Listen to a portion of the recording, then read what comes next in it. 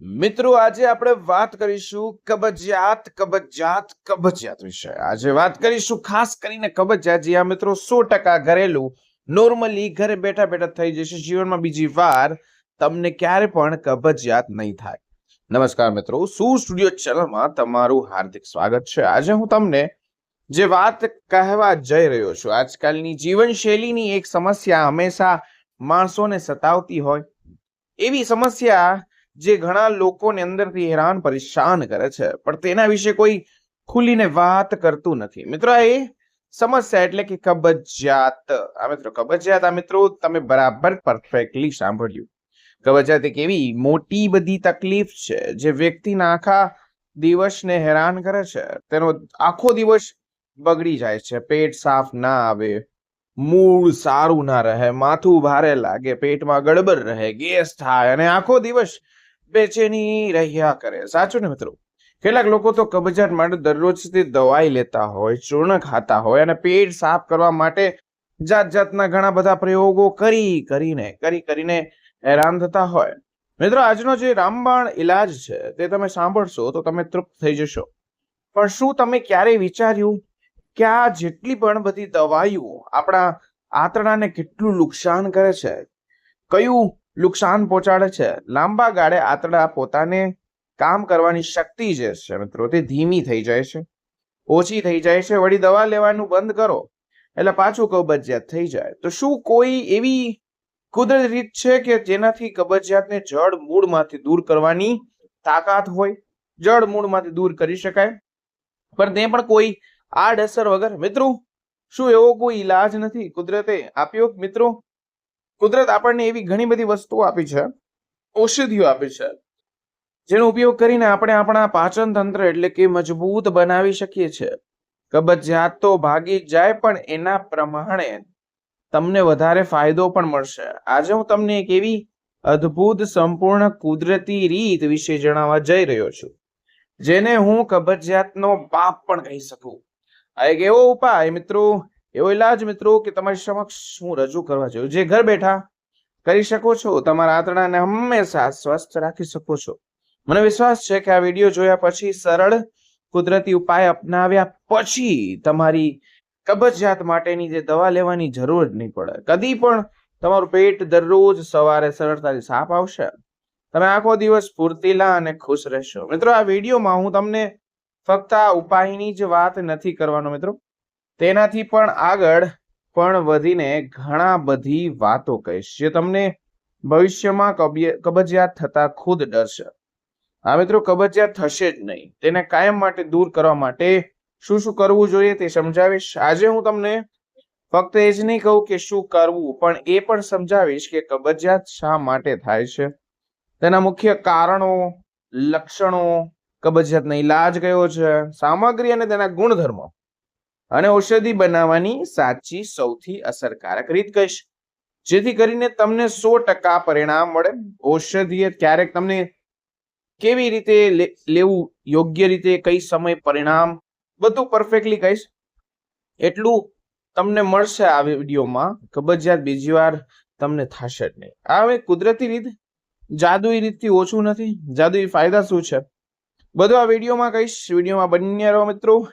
Chemical વાળી દવાઓ કઈ રીતે અલગ રીતે વધુ સારી, આ ઉપાય કરતી વખતે કઈ કઈ સાવચેતી રાખવી જોઈએ, ખાસ કરીને એલર્જી ટેસ્ટ અને અન્ય મહત્વપૂર્ણ સૂચનાઓ, આજે હું તમને બધી વસ્તુ કહીશ. મિત્રો, ચાલો થોડું પણ મોડું કર્યા વગર ચાલુ કર્યા યાત્રા. ચાલો શરૂ કરીએ. મિત્રો, આપણે જાણીએ છીએ કે કબજિયાત જીવનમાંથી કાયમ માટે ભગાડવાનો એક અદ્ભુત, સરળ, શક્તિશાળી અને ઘર બેઠા ઈલાજ. કબજિયાત શા માટે થાય છે, તેના મુખ્ય કારણો અને લક્ષણો પણ કહીશ. મિત્રો, કોઈ પણ સમસ્યાનો ઈલાજ કરતા પહેલા તેના મૂળ કારણને સમજવું ખૂબ જરૂરી થઈ જાય છે.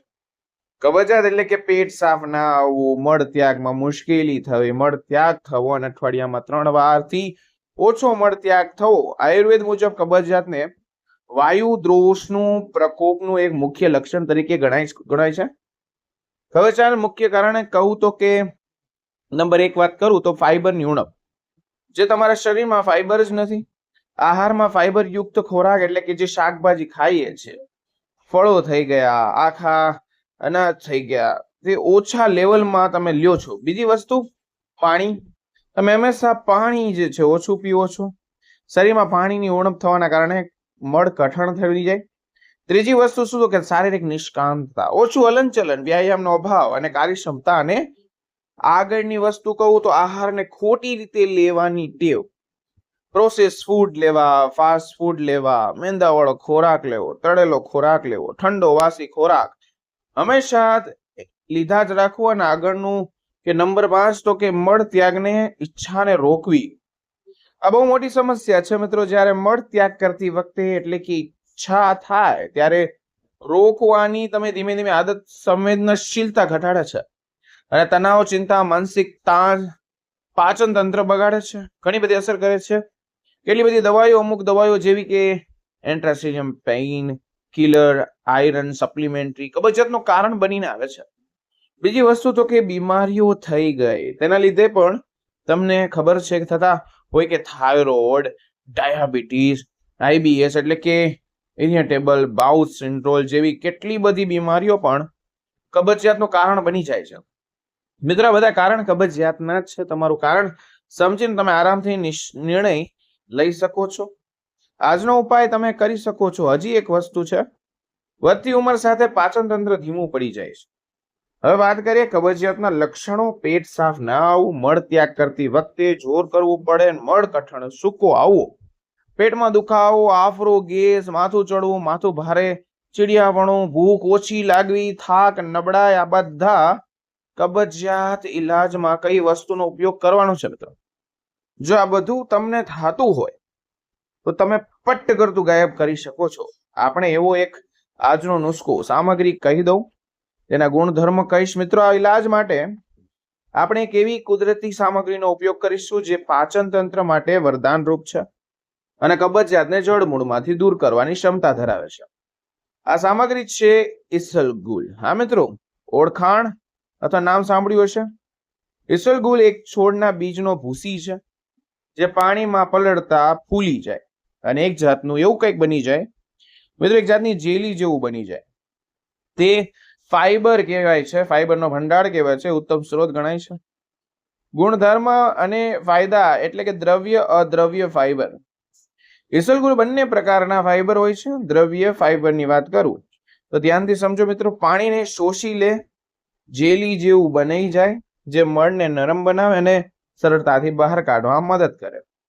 તેને જ કહેવાય છે દ્રવ્ય ફાઈબર અને અદ્રવ્ય ફાઈબર. એટલે કે અદ્રવ્ય ફાઈબર એટલે કે મળનો જથ્થો વધારે અને આંતરડાની ગતિને ઉત્તેજિત કરવું. કામ પ્રાયોટિક્સ ગુણ એટલે કે આંતરડામાં રહેલા સારા બેક્ટેરિયા એટલે કે પ્રોબાયોટિક્સ એટલે કે પોષણ આપે, જેનાથી પાચન તંત્ર વધુ કાર્યક્ષમ બને. ઝેરી તત્વ દૂર કરે, આંતરડામાં ઝેરી કચરાને બહાર કાઢવામાં મદદ કરે. આ વસ્તુઓ મિત્રો, એક વસ્તુ પણ છે કોલેસ્ટ્રોલને નિયંત્રણ. તે શરીરમાંથી બહાર ખરાબ કોલેસ્ટ્રોલ ઘટાડવા માટે મદદ કરે.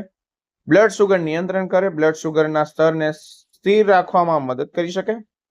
અન્ય સહાયક સામગ્રી જેનાથી પરિણામ પણ વધુ ઝડપી અને કાયમી માટે મળે. મિત્ર, બધા ફાયદા છે ઈસબગુલના મિત્રો. હજી એક વાત કરીશ તો એ હરડે ચૂર્ણ. હા મિત્રો, એક હરડે ચૂર્ણ ગુણધર્મ. હરડે એ આયુર્વેદને અતિ મહત્વની ઔષધિ તરીકે કામ કરે છે, જેને દાદીમાના ઉપચારમાં ખૂબ મહત્વના યોગદાન પણ આપ્યા છે.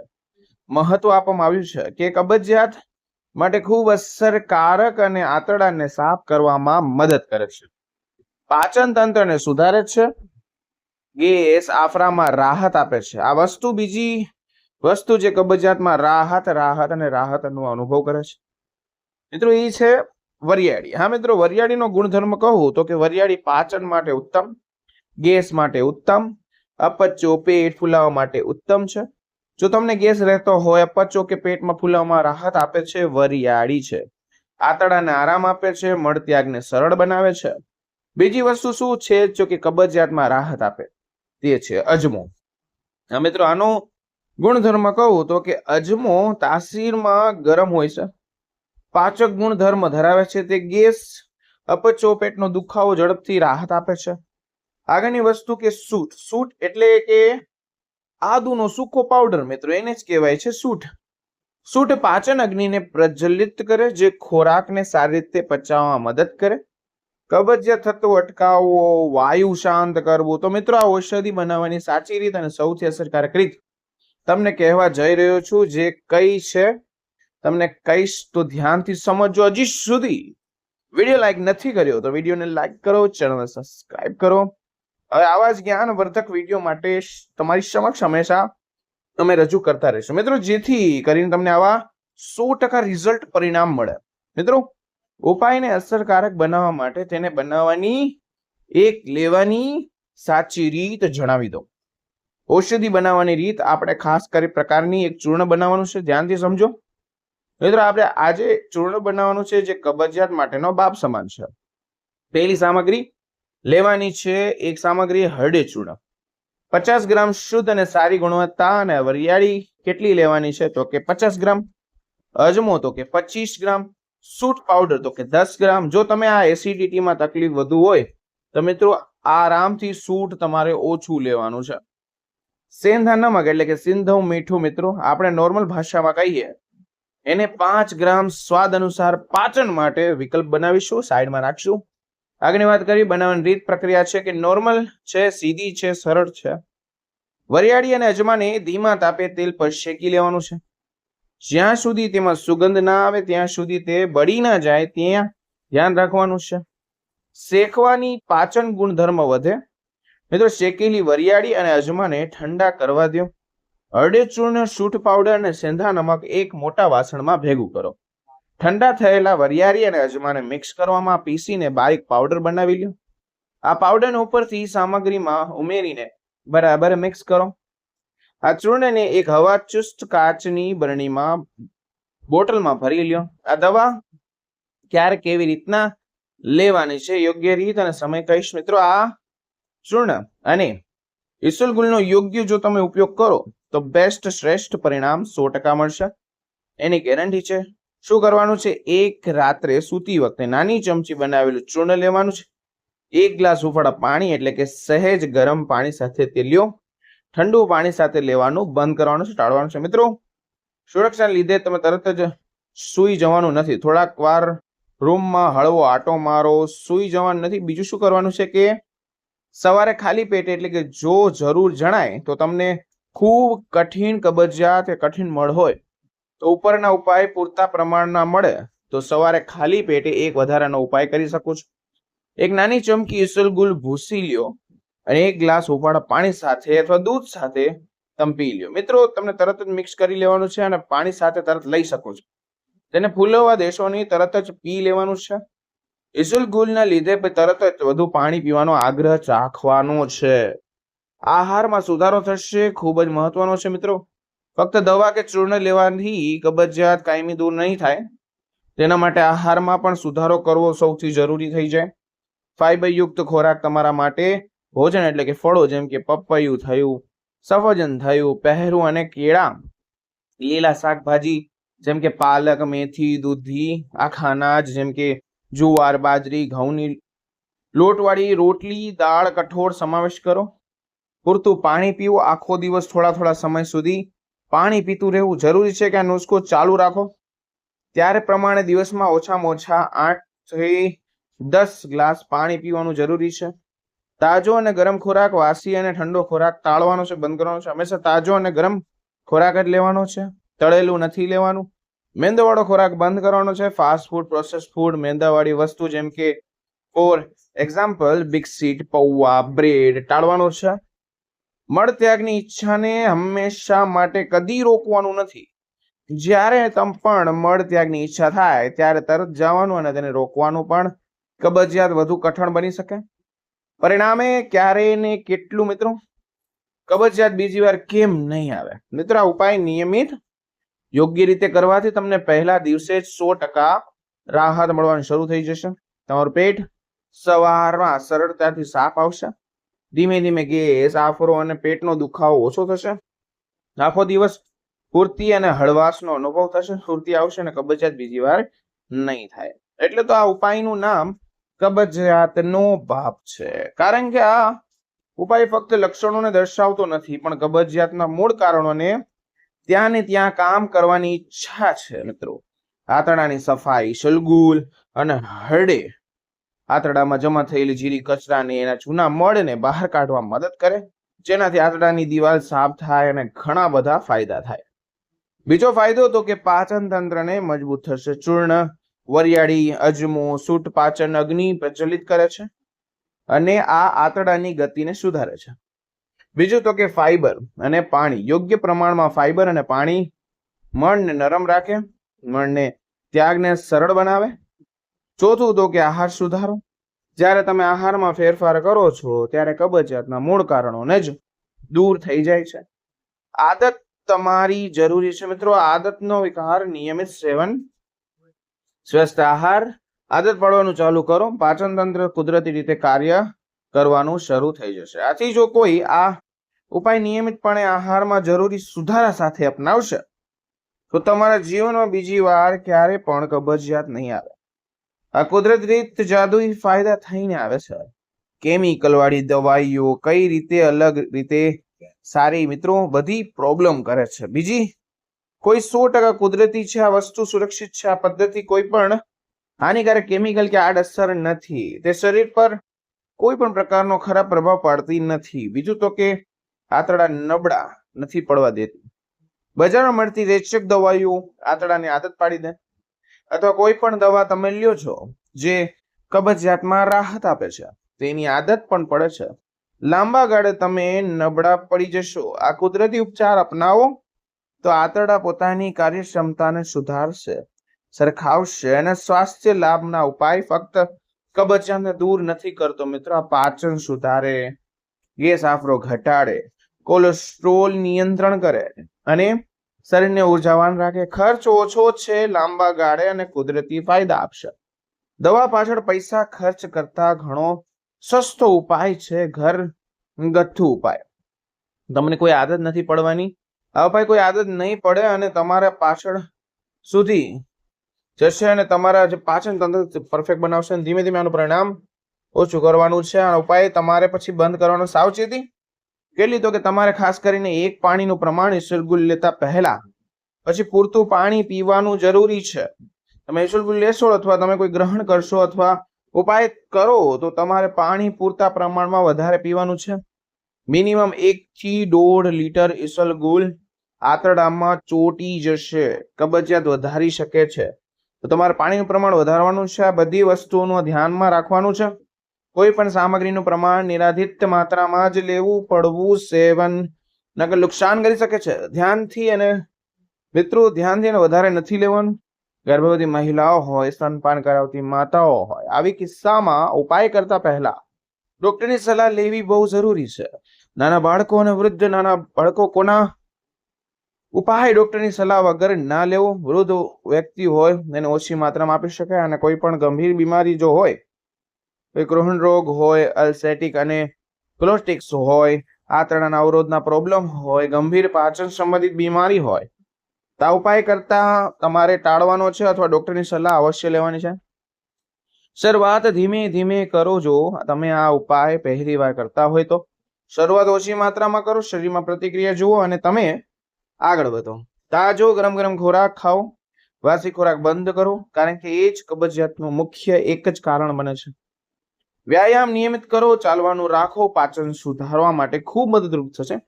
છેલ્લી વાત, અંતિમ સંદેશ મિત્રો, આ ઉપાય ખરેખર જાદુઈ છે. જો તેને યોગ્ય રીતે નિયમિત રીતે કરવામાં આવે તો આ બધી સાચી અને વિગતવાર માહિતી મેં તમને આપી છે, તો તમે ઘર બેઠા સુરક્ષિત રીતે કબજિયાતની મુક્તિ મેળવી શકો છો.